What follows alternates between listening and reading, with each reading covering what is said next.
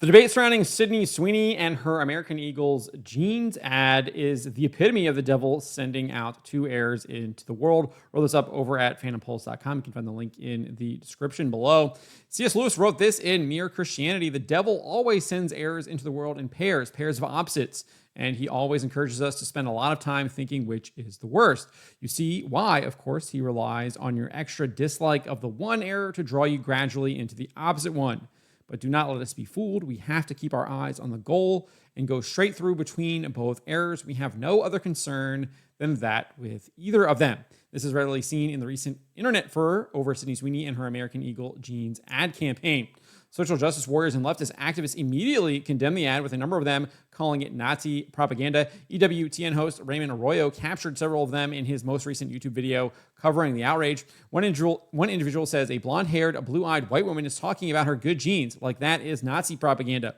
Another said, look, I'm not saying that Sydney Sweeney personally wrote this ad to revive the Third Reich, but American Eagle absolutely knew what they were doing here. You don't get to drop lines about inherited traits, blue eyes, and great genes while zooming in on somebody that could have walked straight off a Nazi propaganda poster and expect people not to catch that reference. Still another said, you guys are complaining about that Sydney Sweeney jeans ad, so I went and saw it. That's Nazi propaganda. Wow. You even had Keene University professor Robin Landa saying the pun "good genes" activates troubling historical associations for this country. The American eugenics movement in its prime between 1900 and 1940 weaponized the idea of good genes. On the opposite end, the ad campaign was clearly designed to encourage the sin of lust. For starters, the thumbnail that Page 6 used shows Sweeney in undress. Additionally, one of the ads zooms in on Sweeney's unzipped crotch. As the ad continues, the camera moves up Sweeney's body as she zips up her pants and reveals she's not wearing anything under her denim jacket. There are a number of other ads where they're clearly zooming in on her buttocks, and she's actually framing it with her hands, etc. as well. It's clearly designed for people to lust after her. And some individuals have actually admitted to lusting over it. One on X wrote this: healthy lust of a reasonable, attractive woman is why we are all here. It is the deepest of conservatism. It conserves the gene line. Another said, who the F are you to tell people who they are or are not allowed to lust after? That's leftism. And calls the person he's responding to a nasty name. So on the one side, you have social justice warriors hating on Sweeney for her looks and the fact that she is white, blonde, and has blue eyes. And on the other end, you have individuals lusting after her. Both are wrong. Additionally, a number of individuals are defending the ad because they see it as a rejection of the past decade's embrace of uglification. And while it is a rejection of the uglification, it moves into an embrace of shamelessness. It is the error that is opposite to it, right? As C.S. Lewis pointed out.